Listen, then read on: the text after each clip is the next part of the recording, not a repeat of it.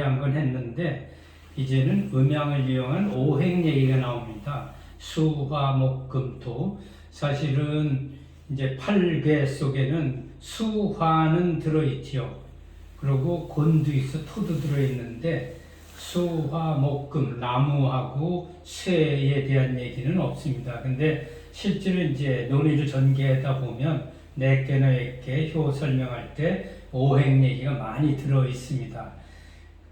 그래서 오행, 특히 오행의 상생, 상극 이런 얘기를 좀 확실히 알고 들어가면 우리 이제 음양 오행론은 굉장히 많은 곳에 쓰고 있습니다. 우리 동양 문화, 동양 철학 속에 아주 밑에 저변에 이렇게 기초 개념으로 들어 있는데 우리 뭐 사주명리학이나 풍수지리학이나 또 우리 태극기 같은 것도 수와의 그런 관계 이런 것들이 다 연결이 되어 있습니다. 그래서 오행, 상생, 상극 이 얘기를 좀 알아야 되는데 주역의 기초 개념인 음양, 수화, 건곤, 산택, 뇌풍 이런 것이 음양 오행론과도 긴밀하게 연결이 되어 있다.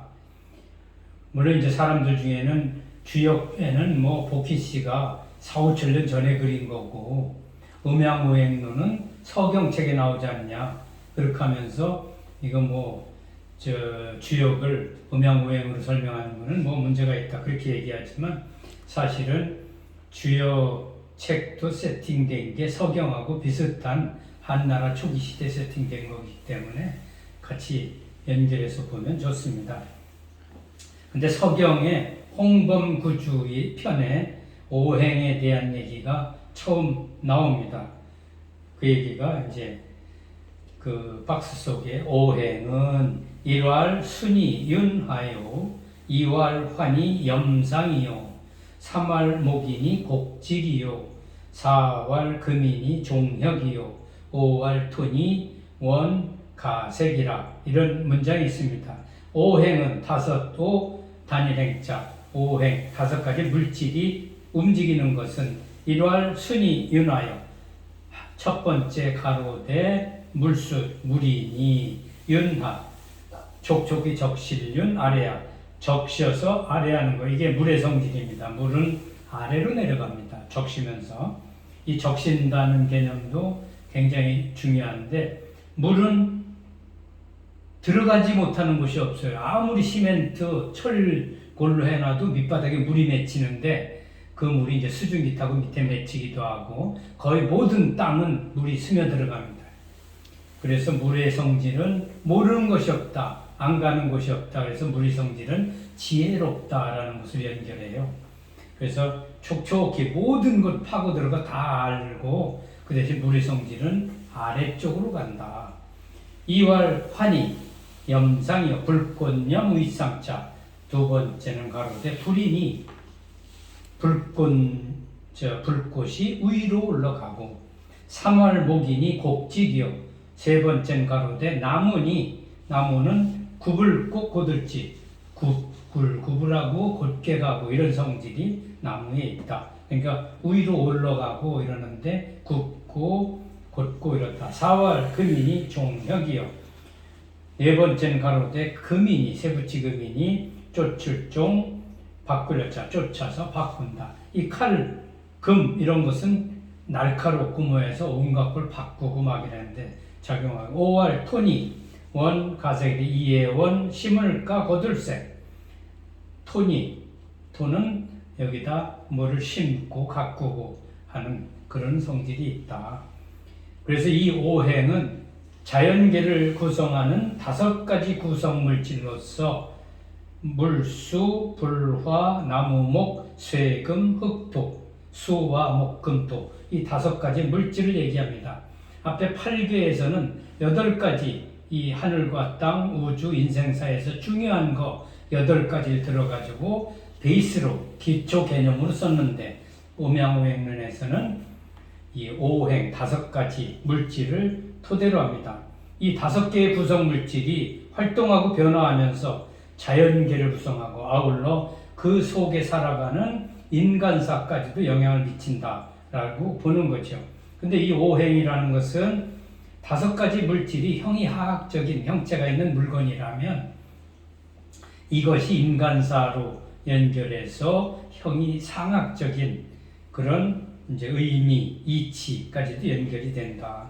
이 다섯 개 수화목금토의 기본적인 성질을 앞서도 이제 짤막하게 하면서 설명을 얘기했는데 그 성질에 연결해서 수는 축축하고 낮은 곳으로 임하며 지상의 모든 곳을 통할 수 있고 여러 물질을 실어 나르는 존재다.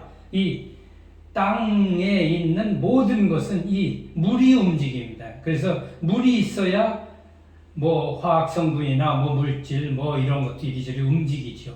우리 사람 몸속에도 물이 있어야 움직입니다. 그래서 수의 성질은 지혜, 모든 것을 다 뚫고 들어간다는 지혜. 그리고 물의 색깔은 검정색입니다. 그리고 극음, 그리고 물은 북쪽, 축축하고 서늘한 북쪽, 그리고 겨울, 그리고 물의 검은색인데 이거 바닷물입니다. 그래서 물은 짠맛, 그리고 이 물 짠 거 이런 거 걸리는 게 심장입니다. 우리 아래쪽 이 장기 중에 제일 아래쪽에 있으면서 걸러주는 게 심장이고요. 화는 위로 타오르고 열기를 뿜으며 화려하고 밝다. 그래서 화는 예절이나 격식이나 색깔은 불꽃색, 적색이고요. 아주 흐릿한 태양은 극양, 그리고 남쪽, 해가 뜨는 남쪽이고 이 음양오행이나 8개, 64개는 우리 북방민족이 만드는 겁니다. 그래서 호주 사람들이 보면 저 남방 이렇게 얘기하면 이해가 좀 다르죠. 거기는 해가 북쪽에서 뜨거든요. 거기는 북방이 뜨겁거든. 그리고 불 모든 걸 타고 나면 씁니다. 쓰고 벌떡벌떡하는 건 심장. 그래서 이제 이 의학에서 얘기할 때 화는 심장하고 연결을 시킵니다.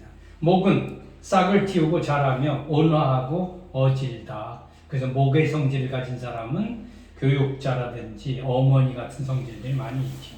어짐, 또 나무 색깔은 청색, 그리고 동쪽의 색깔, 그리고 봄, 또 나무 이런 거 신맛이 납니다. 신맛. 그리고 우리 몸에 간하고 연결이 되고요. 금은 날카롭고 빛나며 아주 강하고 단단한 거. 그래서 금은 의로움, 또 금빛 이게 백색, 그리고 금은 서쪽 가을, 그리고 쇠붙이 같은 걸 태우면 매운맛이 납니다. 그리고 폐하고 관계가 있고요. 그 다음에 토는 만물을 그 위에 싣고 만물을 지원해주고 양분을 주고 그 다음에 중심을 잡는다. 그래서 토는 포용, 미더움, 황색, 중화, 단맛, 그리고 비장, 비장이 소화효소를 내거든요.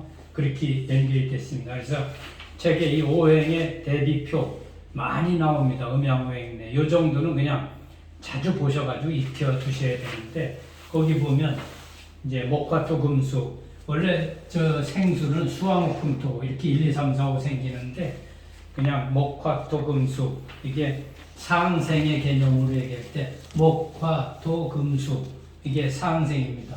나중에 설명할게요. 그래서 성질로 목은 봄이고 화는 여름이고 토는 사철이고 뭐 하고 그게 연결이 쭉 돼 있습니다. 그래서 요 오행을 이제 설명할 때 나오는 게 오행의 상생 기능, 서로 생하는 기능.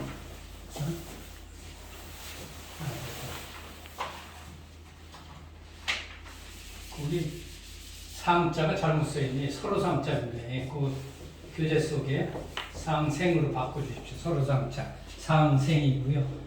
나중에 이제 극하는 건 상극이고.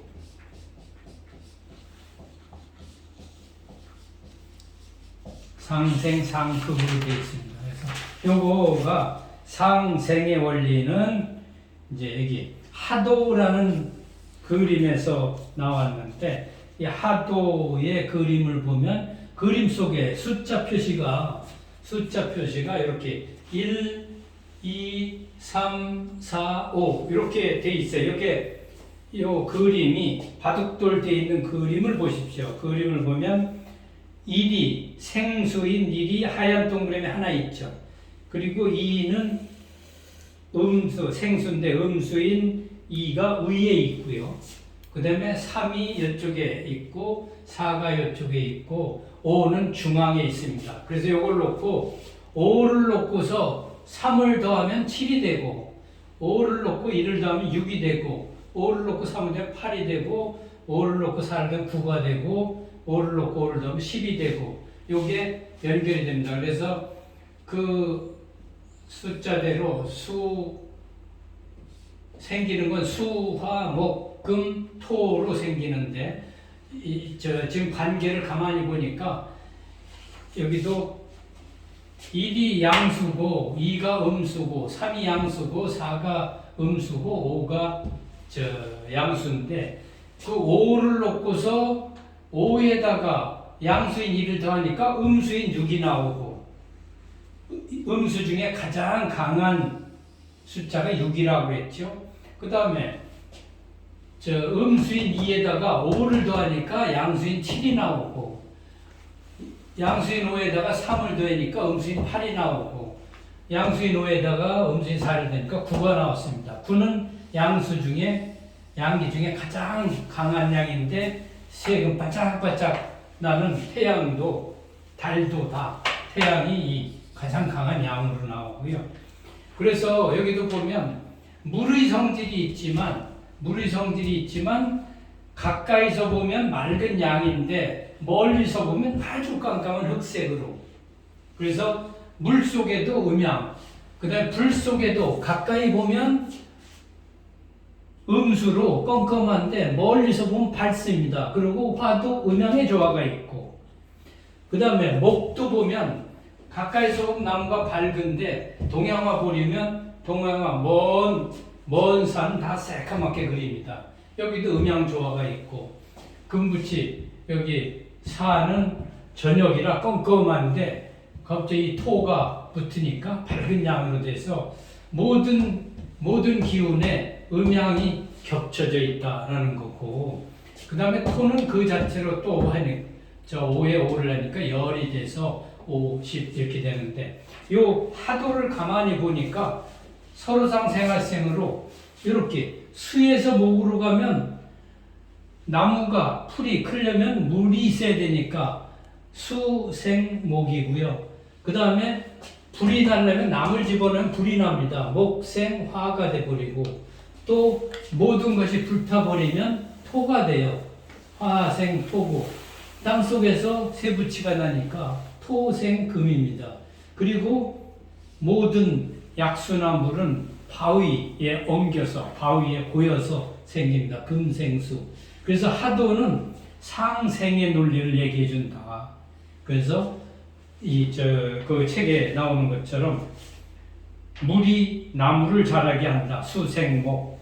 그 다음에 나무를 넣으면 불이 커진다. 목생화. 그리고 불에 타면 흙이 된다. 화생토. 흙에서 쇠가 나온다. 토생금. 그리고 바위에서 물이 생긴다. 금생수. 여기 이제 금생수 얘기 설명을 해놨는데 왜 금강산이나 도봉산 북한산 가면 바위 중턱에 소나무가 자라거든요. 근데 바위에 물이 어떻게 돼서 소나무가 자라냐? 물 안 먹고 소나무나 풀이 거기 클 수 없는데 자라요. 그 이유는 공기 중에 있는 습기가 온도 차이 때문에 밤이 되면 바위가 먼저 차가워져요. 이게 습기가 여기 엉겨 붙어서 촉촉하게 물이 들어가는 거지. 그래서 바위가 물 빨아들이는 게 아니라 바위가 물을 만듭니다. 그래서 금생수 개념이 그렇게 연결이 되는 이게 하도에서 나타났습니다.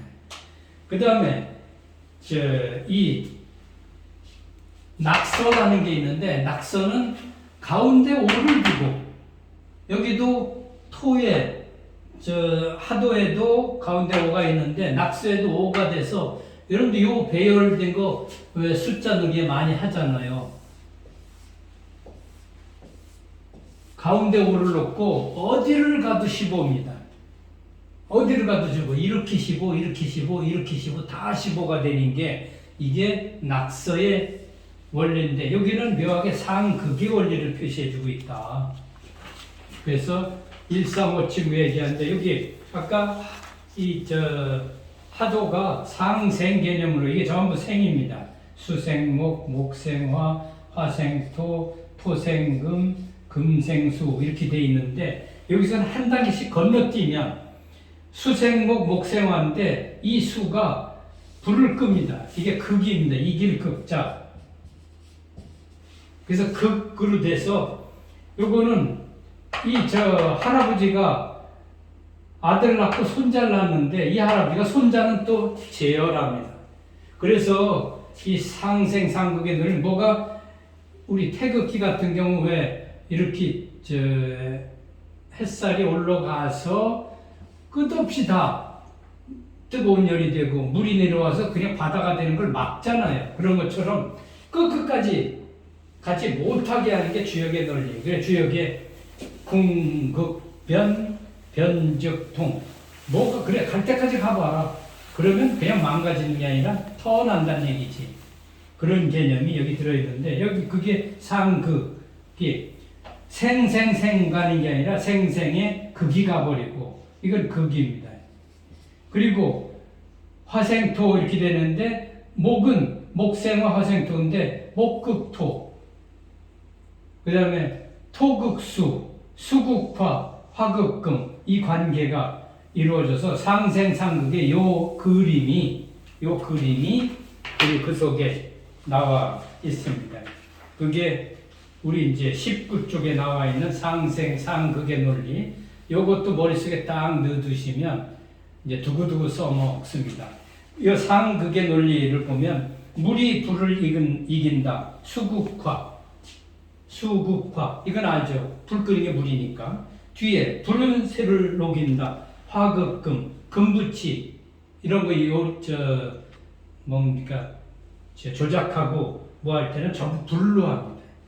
그다음 뒤에 새는 나무를 이긴다. 금극목 나무를 이제 이렇게 재단하고 자르고 하는 건 전부 칼, 톱 이런 거로 하죠. 나무가 땅을 뜯는다. 목극토 겨울철에 땅이 그렇게 단단하게 얼어붙었는데도 아주 연한 새싹이 뚫고 나옵니다. 봄철에. 그래서 그게 목극토. 땅이 물을 이긴다. 토극수. 지구상에 95%인가 97%가 물이거든요. 근데 이 물이 땅을 못 이겨서 물을 엎어버리지 못한다.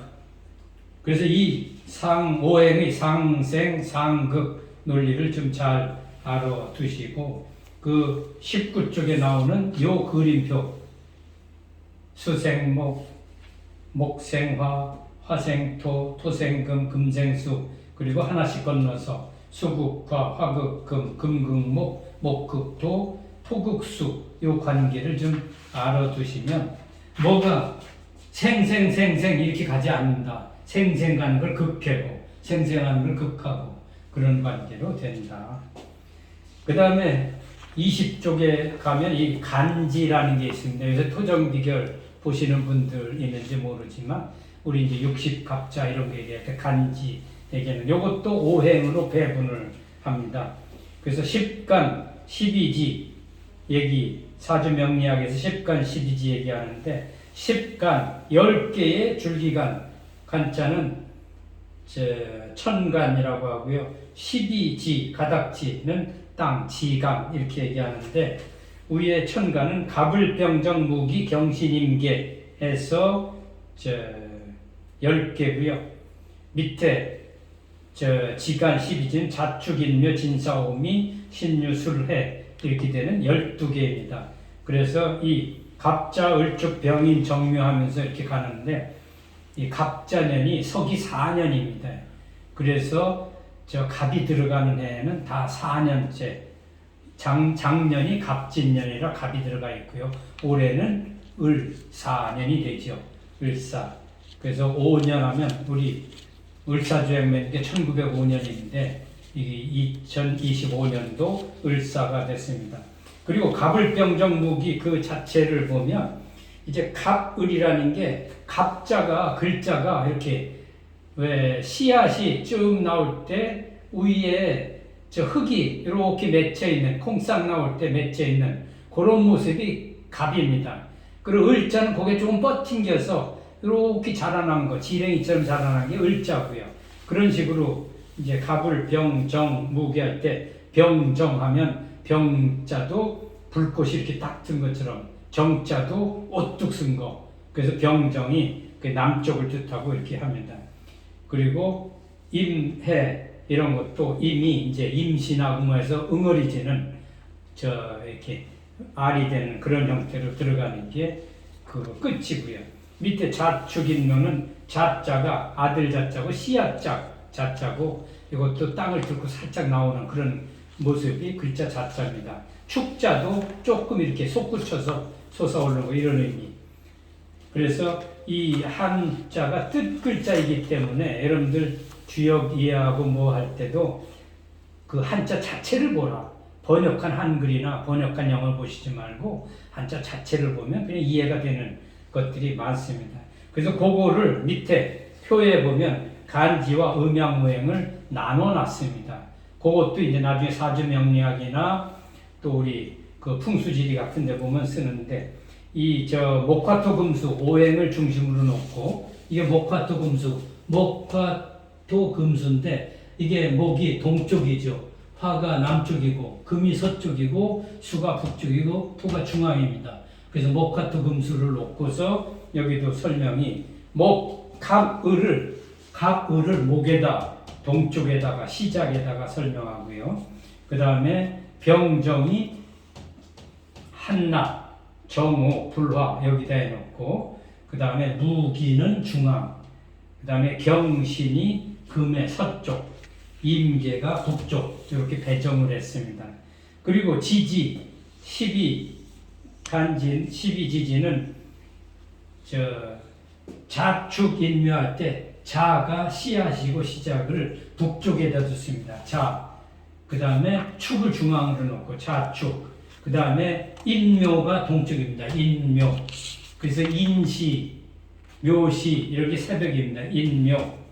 그리고 그 다음에 진자를 중앙에 놓고 그 다음에 사오가 남쪽이고 사오.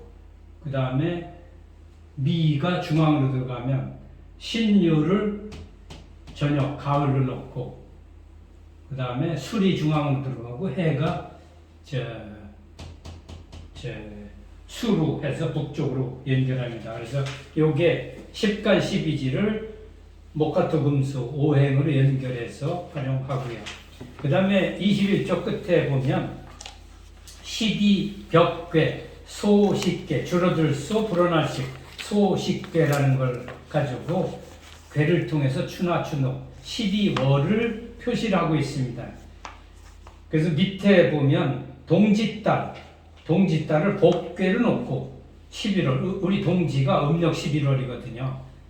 그래서 동짓달을 복괴로 놓고 여기서부터 양효가 하나씩 성장해 가서 양이 최고로 극성한 건괴에 이르는 과정을 6달로 잡고 다시 여기서 싹이 나서 가장 음이성한 밑에 5월 달에 이제 우리 굉장히 5, 6, 7, 8 하면 굉장히 뜨거운 때로 가는데 그때 음이 시작이 됩니다. 그래서 5월에 국괴로부터 그 음이 극성한 곤괴 10월까지를 쭉 간다라고 얘기해서 괴의 순서를 이렇게 복, 림, 태, 대장, 쾌, 건, 그 다음에 구, 둔, 비, 관, 박곤 이렇게 해서 12월을 표시합니다. 그래서 우리나라에 지금 1월은 인월을 씁니다. 인월을 1월로 쓰고 있는데 이게 하나라가 그렇게 시작을 했어요. 그런데 이제 주나라는 우리 하은주 할 때 은나라 멸망시키고 주나라 멸망시키는데 주나라는 이제 뭡니까 자월을 정월로 삼고 은나라는 축월로 그러니까 하나라가 1월을 쓰는데 하나라를 멸망시키고 등장한 은나라는 하나라 걸 완전히 없애버리는 방법이 달력을 바꾸는 거예요. 시작을. 그래서 한 달 땡겨가지고 추걸로부터 인호를 시작을 하고 그랬더니 은나라를 멸망시킨 주나라는 다시 한 달 땡겨가지고 진시황은 자월을 1월로 삼아버려요. 그러니까 달력이 하나라 달력하고 주나라 달력은 2달 차이가 있습니다. 그리고 다시 한나라 그 이후로 되면서 인월을 쓰니까 다시 원위치돼. 그래 진나라 때 그 기록을 보면 틀린 거지. 우리가 박정희 대통령이 1964년서부터 음력을 다 바꾸고 양력으로 바꿉니다. 그래서 1월 1일이 63년 12월 언제하고 64년 1월 1일 요 사이가 뭔가 변화가 있는 거지. 그래서 기록에 양력 1월 1일 1964년 1월 1일부터 하는데 변화가 있고요. 그 다음에 우리 조선시대 말기에도 명나라식으로 쓰다가 어느 순간에 이제 우리 황제라고 그러니까 고종으로 이렇게 쓰니까 또 달라지고. 그래서 역사 기록을 읽을 때 1월 1일이 언제냐에 따라서 달라지는데 그 이전엔 그래서 갑자월적 병인정묘 이런 걸 가지고 따라서 했죠. 그래서 오늘 강의 여기까지 마치도록 하겠습니다. 수고하셨습니다.